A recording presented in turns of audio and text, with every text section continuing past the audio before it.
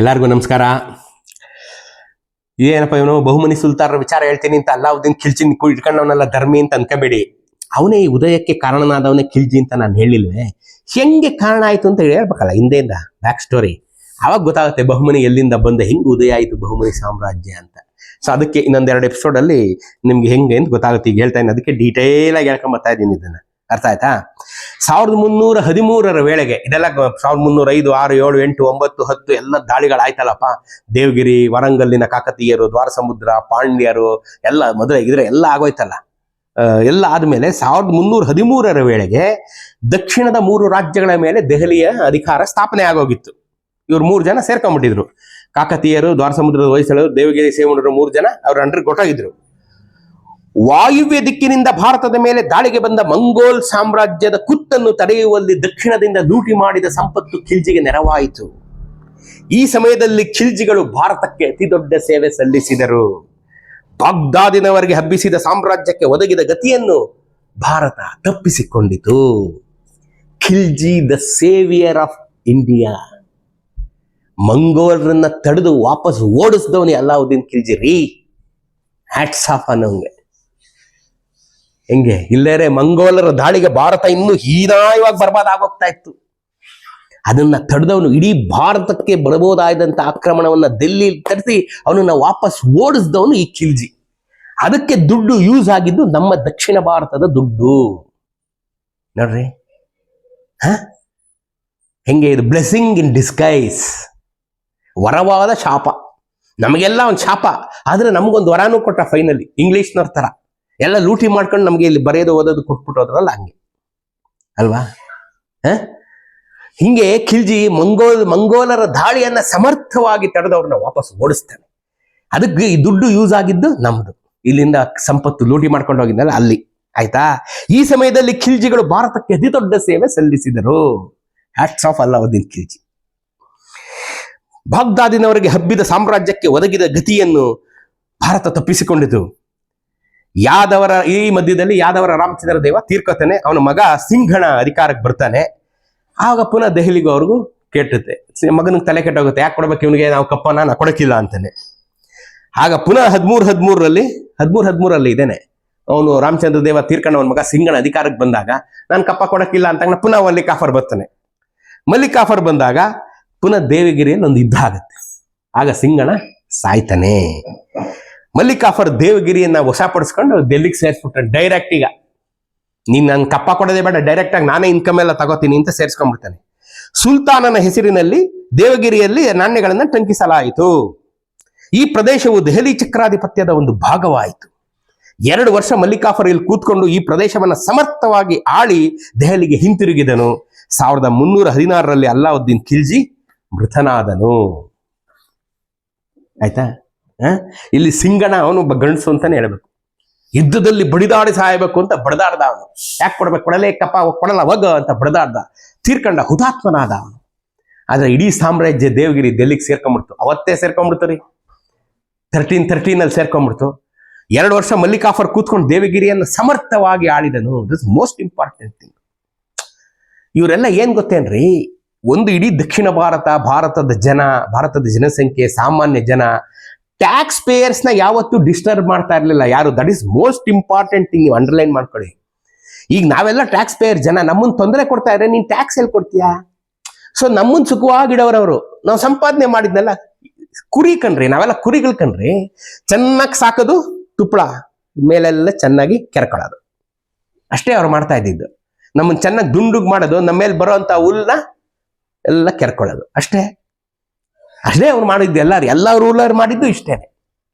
ಇವಾಗ ಖಿಲ್ಜಿ ಮಲ್ಲಿಕಾಫರ್ ಸಮರ್ಥವಾಗಿ ಆಳಿ ಅಂದ್ರೆ ಏನರ್ಥ? ಇದನ್ನೇ ಅಲ್ವಾ? ಸಮರ್ಥವಾಗಿ ಆಳಿದ, ಸಮರ್ಥವಾಗಿ ಎಲ್ಲ ಚೆನ್ನಾಗಿ ಅಡ್ಮಿನಿಸ್ಟ್ರೇಷನ್ ನಡೆಸ್ತಾ. Good administration, good wealth increase, good income tax, ಎಲ್ಲ ಒಂದಕ್ಕೊಂದು ಚೈನ್ ಲಿಂಕ್. ಸೊ ಇವನು ಚೆನ್ನಾಗಿ ಅಡ್ಮಿನಿಸ್ಟ್ರೇಷನ್ ಮಾಡ್ದ, ಸಂಪತ್ತು ಹೆಚ್ಚಾಯ್ತು, ಇವನಿಗೆ ತೆರಿಗೆ ಚೆನ್ನಾಗಿ ಬಂತು, ದುಡ್ಡು ಬಂತು. ವಾಪಸ್ಸು ಡೆಲ್ಲಿಗೆ ಹೋದ. 2 ವರ್ಷ ಆದ್ಮೇಲೆ 1316 ಅಲ್ಲಾವುದ್ದೀನ್ ಖಿಲ್ಜಿ ನಿಧನನಾದ. ವಿಧಿ ಮಲ್ಲಿಕಾಫರನಿಗೆ ಪ್ರತಿಕೂಲವಾಯಿತು. ಯಾವಾಗ ಅವನ್ ಬಾಸ್ ಸತ್ತೋದ, ಇವನ್ ಸ್ವಲ್ಪ ಅಲ್ಲಾಡ್ಬಿಟ್ಟ. ಅವನ ದರ್ಬಾರಿನ ಒಳ ಕಲಹಗಳಿಗೆ ಬಲಿಯಾದನು. ಇವನನ್ನ ಕಂಡ್ರೆ ಆಗ್ತಿರಲ್ಲ, ಈಸ್ ಎ ಗೇ. ಅಲಾವುದ್ದೀನ್ ಖಿಲ್ಜಿ ಇವನನ್ನ ಒಂದು ಹೆಂಡತಿಯಾಗಿ ಸ್ವೀಕಾರ ಮಾಡಿರ್ತಾನೆ ಮಲ್ಲಿಕಾಫರ್ನ. ಅಲಾವುದ್ದೀನ್ ಖಿಲ್ಜಿ ಎಲ್ಲರ ಜೊತೆನೂ ಸುಖ ಪಡ್ತಾ ಇರ್ತಾನೆ, ಗಂಡಸು ಹೆಂಗಸು ಅನ್ನೋ ಭೇದವೇ ಇರಲ್ಲ ಅವನಿಗೆ. ಮಲ್ಲಿಕಾಫರ್ನ ಅಷ್ಟು ಹತ್ರ ಇಟ್ಕೊಂಡಿದ್ದು ಅದಕ್ಕಾಗಿಯೇ ಅವನು. ಅಲ್ಲಾವುದ್ದೀನನಿಗೆ ಅಂತರಂಗದ ಪ್ರಾಣ ಸಖಿ ಇವನು ಮಲ್ಲಿಕಾಫೂರ್. ಹಾಗಾಗಿ ಅವನನ್ನು ಕಂಡ್ರೆ ಉರಿತಾ ಇರ್ತಾರೆ ದರ್ಬಾರಿನ ಜನ. ಇವನ್ ತೀರ್ಕೊಂಡ ತಕ್ಷಣ ಕೆಲವೇ ದಿನಗಳಲ್ಲಿ ಇವನನ್ನು ಕೊಲೆ ಮಾಡ್ಬಿಡ್ತಾರೆ ದರ್ಬಾರಿನ ಜನ. ಮಲ್ಲಿಕಾಫೂರ್ನ ಅಂತ್ಯವೂ ಆಗುತ್ತೆ. ಆಯ್ತಾ? ಅಲ್ಲಾವುದ್ದೀನ್ ಮಗ ಕುತ್ಬುದ್ದೀನ್ ಮುಬಾರಕ್ ಸಿಂಹಾಸನವನ್ನು ಏರಿದನು. ಕುತ್ಬುದ್ದೀನ್ ಮುಬಾರಕ್ ಅನ್ನೋ ಅಲ್ಲಾವುದ್ದೀನ್ ಖಿಲ್ಜಿ ಮಗ ಬಂದು ಕೂತ್ಕೋತಾನೆ. ಇಲ್ಲಿ ಈ ಕಡೆ ನಾಶವಾಗಿ ಹೋಗಿದ್ದ ಕಲ್ಯಾಣದ ಚಾಲುಕ್ಯರ ವಂಶಸ್ಥರು ದೇವಗಿರಿಯಿಂದ ಪುನಃ ವಶಪಡಿಸ್ಕೋತಾರೆ. ಅವ್ರ ಜಗಳದಿಂದ ಎಲ್ಲ ನಾಶ ಆದ್ಮೇಲೆ ಅವ್ರು ಯಾರು ಪುನಃ ಸೌತಕ್ಕೆ ಬರಲ್ವಲ್ಲ, ಅವ್ರು ಅಲ್ಲಿ ಜಗಳದಲ್ಲಿ ನಿರತರಾಗಿದ್ದಾಗ ಕಲ್ಯಾಣ ಚಾಲುಕ್ಯರ ವಂಶಸ್ಥರು ಬಂದು ದೇವಗಿರಿನ ವಶಪಡಿಸ್ಕೋತಾರೆ. ರಾಮಚಂದ್ರ ದೇವನ ಅಳಿಯ ಹರಪಾಲ ದೇವ ತನ್ನನ್ನು ತಾನು ಅರಸನೆಂದು ಘೋಷಿಸಿಕೊಂಡನು. 1317ರಲ್ಲಿ ಕುತ್ಬುದ್ದೀನನು ದೇವಗಿರಿಯನ್ನು ಮರಳಿ ವಶಪಡಿಸಿಕೊಳ್ಳಲು ಸೇನಾಧಿಪತಿಯಾಗಿ ಬಂದರೆ ಮತ್ತೆ ಸೇನಾ ಸಮೇತನಾಗಿ ಬರ್ತಾನೆ. ಅಲ್ಲಾವುದ್ದೀನ್ ಖಿಲ್ಜಿ ಮಗ ಸೇನಾಪತಿಯಾಗಿ ಬಂದಾಗ ಇವನು ವಾಪಸ್ಸು ದೇವಗಿರಿಗೆ ಬರ್ತಾನೆ 1317ರಲ್ಲಿ. ಹರಪಾಲ ದೇವನ ಬೆಟ್ಟಗುಡ್ಡಗಳಿಗೆ ಓಡೋದನು. ರಾಮಚಂದ್ರ ದೇವನ ಅಳಿಯ ತಾನು ರಾಜ ಅಂತಂದ್ಮೇಲೆ ಹೊಡೆದಾಡ್ ಸಾಯ್ಬೇಕಲ್ವೇನ್ರಿ? ಅವ್ನು ಬಂದ ತಕ್ಷಣ ಇವನು ಎಸ್ಕೇಪ್ ಬೆಟ್ಟಗುಡ್ಡಗಳಿಗೆ. ಆದ್ರೂ ಫಲವಾಗದೆ ಅವನ್ನ ಹಿಡ್ಕೊಂಡ್ಬಂದು ಅವನು ಕಚ್ಚಕ್ಕೆ ಅನಿಸ್ತಾರೆ, ಕೊಲ್ಬಿಡ್ತಾರೆ. ಆಯ್ತಾ? ತನ್ನ ವಿಜಯದ ಕುರುಹಾಗಿ ಕುತ್ಬುದ್ದೀನನು ದೇವಗಿರಿಯಲ್ಲಿ ಒಂದು ಮಸೀದಿಯನ್ನು ಕಟ್ಟಿಸಿದ್ದನು.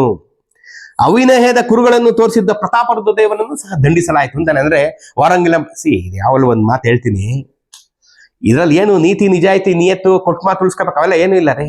ಒಂಚೂರು ಅವ್ನು ಡೆಮ್ ಆದ ತಕ್ಷಣ ಈಗ ನಾ ಕೊಡಕ್ಕಿಲ್ಲ ಅನ್ನೋದು, ಎದ್ರೆ ಕಾಲು ಹಿಡಿಯೋದು, ಬಗ್ಗದ ಜುಟ್ಟು ಹಿಡಿಯೋದು, ಇಷ್ಟೇ ಅವಾಗೆಲ್ಲ ನಡೀತಾ ಇದ್ದಿದ್ದು. ಅಲ್ಲಿ ಅಧಿಕಾರ ಚೇಂಜ್ ಆಯ್ತು. ಖಿಲ್ಜಿ ಸತ್ತೋದ, ಮಲ್ಲಿಕಾಫರ್ ಸತ್ತೋದ, ನಮ್ನ ಯಾರು ಏನ್ ಮಾಡ್ತಾರೆ ಅಂತ ಇವ್ರು ನಿಂತಿದ್ರು. ಆದ್ರೆ ಅವ್ನ ಮಗ ಬಂದಂತ ಕುತ್ಬುದ್ದೀನ್ ಮುಬಾರಕ್ ಅವನೇನ್ ಮಾಡ್ತಾನೆ, ಅವನು ಹಾಕೊಂಡು ಕೊಡ್ತಾನಲ್ಲ, ಅವನು ದೊಡ್ಡವನು ಅಂದ ತಕ್ಷಣ ಪುನಃ ಅವನಿಗೂ ನಮಸ್ಕಾರನ ಅಂದ್ಬಿಟ್ಟು ಪುನಃ ಕಪ್ಪ ಕಾಣಿಕೆ ಕೊಡೋದು. ಹಿಂಗೆ ನಡೀತು. ದೆಹಲಿಯಲ್ಲಿ ಈಗ ಮತ್ತೊಂದು ಬಗೆಯ ಕಷ್ಟಕ್ಕೆ ಗುರಿ ಆಯ್ತು ಇಡೀ ಡೆಲ್ಲಿ. ಗಣ್ಯರೇ ದಂಗೆ ಎದ್ದರು. ಕುತ್ಬುದ್ದೀನನು ಮಾಲಿಕ್ ಯಕ್ಲಿಬಿ ಅನ್ನೋನನ್ನ ದೆಹಲಿಗೆ ಗವರ್ನರ್ ಆಗಿ ಮಾಡಿರ್ತಾನೆ, ದಕ್ಕನ್ಗೆ ಗವರ್ನರ್ ಆಗಿ ಮಾಡಿರ್ತಾನೆ. ದೇವಗಿರಿಯನ್ನ ಕೇಂದ್ರ ಸ್ಥಾನವನ್ನಾಗಿ ಮಾಡಿಕೊಂಡು ಅಧಿಕಾರವನ್ನು ನಿರ್ವಹಿಸ್ತಾ ಇರ್ತಾನೆ ಅವನು. ಅವಾಗ್ಲೇನೆ ಯಾರು ಮಾಲಿಕ್ ಯಕ್ಲಬಿ ಅನ್ನೋನು ದೇವಗಿರಿಯಲ್ಲಿ ಕೂತ್ಕೊಂಡು ಅಧಿಕಾರ ನಿರ್ವಹಣೆ ಮಾಡಿಸ್ತಾ ಇರ್ತಾನೆ ಎಂಟೈರ್ ದಕ್ಕನ್ದು.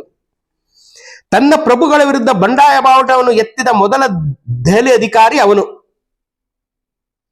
ಮೊದಲ ದೆಹಲಿ ಅಧಿಕಾರಿ ಇವನೇ, ಯಾರು? ಮಾಲಿಕ್ ಯಕ್ಲಬಿ. ಯಾವಾಗ ದಕ್ಕನ್ಗೆ ಗವರ್ನರ್ ಆಗಿ ಬಂದು ಕೂತ್ಕೋತಾನೆ ದೇವಗಿರಿನಲ್ಲಿ, ಇಲ್ನ ರಾಜ ಅಂದ ತಕ್ಷಣ ಇವಾಗಲೇ ಇಲ್ಲಿ ನಾನೇ ರಾಜ, ನಿನಗೂ ನನಗೂ ಸಂಬಂಧ ಇಲ್ಲ ಅಂದ್ಬಿಟ್ಟು ದೆಹಲಿಗೆ ಸಡ್ಡೊಡಿತಾನೆ. ಅವನು ಶಂಸುದ್ದೀನ್ ಮಹಮೂದ್ ಎಂಬ ಬಿರುದನ್ನು ಧರಿಸಿ ದೇವಗಿರಿಯ ಸ್ವತಂತ್ರ ರಾಜ ಅಂತ ಘೋಷಿಸ್ಕೊತಾನೆ. ನಾನು ಶಂಸುದ್ದೀನ್ ಮಹಮೂದ್ ಅಂತ ನನ್ನ ಹೆಸರು, ನಾನು ಇವತ್ತಿಂದ ದೇವಗಿರಿಗೆ ರಾಜ, ನಿನಗೂ ನನಗೂ ಸಂಬಂಧ ಇಲ್ಲ ಅಂತ ದೆಹಲಿಗೆ ಕೈ ಎತ್ಬಿಡ್ತಾನೆ. ತನ್ನ ಹೆಸರಿನಲ್ಲಿ ನಾಣ್ಯಗಳನ್ನು ಟಂಕಿಸಿದನು. ಆದರೆ ಅವನ ಸ್ವಾತಂತ್ರ್ಯ ಅಲ್ಪಕಾಲಿಕ. ದೆಹಲಿಯಿಂದ ಖುಸ್ರೋ ಖಾನ್ ಅಂತ ಇನ್ನೊಬ್ಬನ್ನು ಕಳಿಸ್ತಾರೆ. ಈ ಬಂಡೆದ್ದ ಅಧಿಕಾರಿಯನ್ನ ಹಿಂಗಟ್ಟು ಮುರಿಗಟ್ಟು ಹಿಂಗೆ ಕೈ ಎರಡನ್ನು ಕಟ್ಟಿಬಿಟ್ಟು ಯಾರನ್ನ ಅಲ್ಲಿಂದ ಬಂದಿರ್ತಾರಲ್ಲಿ ಮಾಲಿಕ್ ಯಕ್ಲಿಬಿ, ಶಂಸುದ್ದೀನ್ ಮಹಮೂದ್ ಅಂತ ಇಟ್ಕೊಂಡು ನಾಣ್ಯ ಎಲ್ಲ ಟಂಕಿಸ್ಕೊಂಡು ಕೂತಿರ್ತಾನಲ್ಲ, ಅವನ್ನ ಎಡೆ ಮುರಿ ಕಟ್ಟಿ ದೆಹಲಿಗೆ ಎತ್ಕೊಂಡು ಹೋಗ್ತಾರೆ. ಅಲ್ಲಿಂದ ಅವನು ದೆಹಲಿಗೆ ಎತ್ಕೊಂಡೋಗಿ ಅವನನ್ನ ಕಾರಾಗೃಹಕ್ಕೋ ನೇಣಿಗೋ ಎತ್ತು ಬಿಡ್ತಾರೆ ಮುಳ್ಳಿಗಾಲಿಗೆ. ಐನುಲ್ ಮುಲ್ತಾನಿ ಅನ್ನೋನು ಇನ್ನೊಬ್ಬ ಬರ್ತಾನೆ ಗವರ್ನರ್ ಆಗಿ.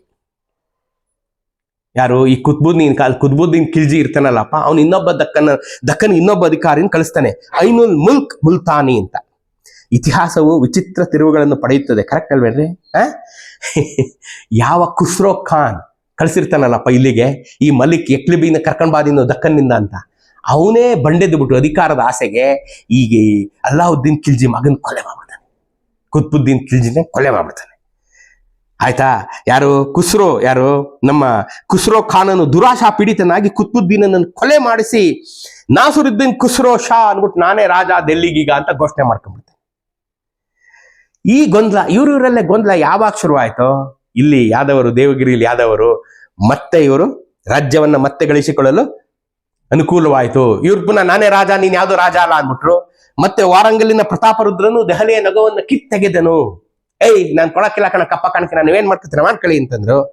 ವೇಗವಾಗಿ ತಿರುಗುತ್ತಿದ್ದ ವಿಧಿಯ ಚಕ್ರದಲ್ಲಿ ಖುಸ್ರೋ ಖಾನನ ದುರಾಡಳಿತವು 4 ತಿಂಗಳುಗಳಲ್ಲಿ ಮುಗಿದು ಹೋಯಿತು.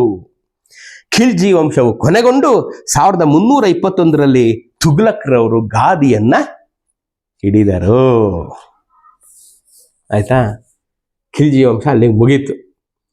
ಜಲಾಲುದ್ದೀನ್ ಖಿಲ್ಜಿ, ಅಲ್ಲಾವುದ್ದೀನ್ ಖಿಲ್ಜಿ, ಕುತ್ಬುದ್ದೀನ್ ಖಿಲ್ಜಿ 3 ಜನ, ಜೊತೆಗೊಬ್ಬ ಬಂದವನು ಮಲ್ಲಿಕ್ ಕಫೂರ್. ಈ 4 ಜನ ದಕ್ಷಿಣ ಭಾರತದ ಹೆಬ್ಬಾಗಿಲನ್ನ ಇನ್ವೇಡರ್ಸ್ಗೆ ತೆಕ್ಕೊಟ್ಟಂತವ್ರು ಮೊದಲ ಬಾರಿಗೆ.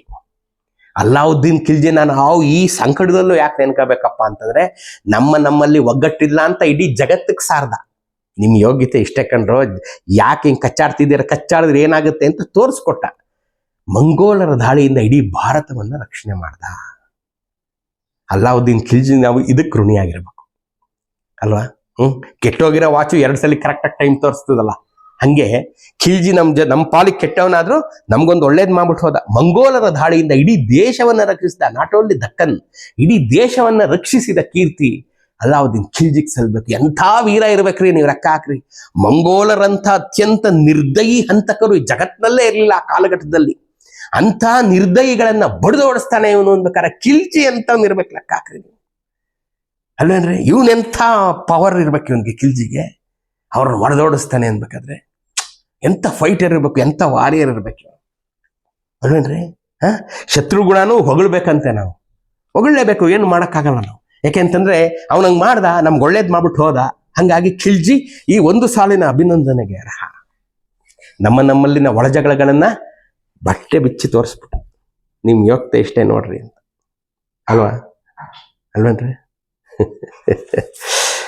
ತುಗ್ಲಕ್ ನಾಳೆ ಹೇಳ್ತೀನಿ.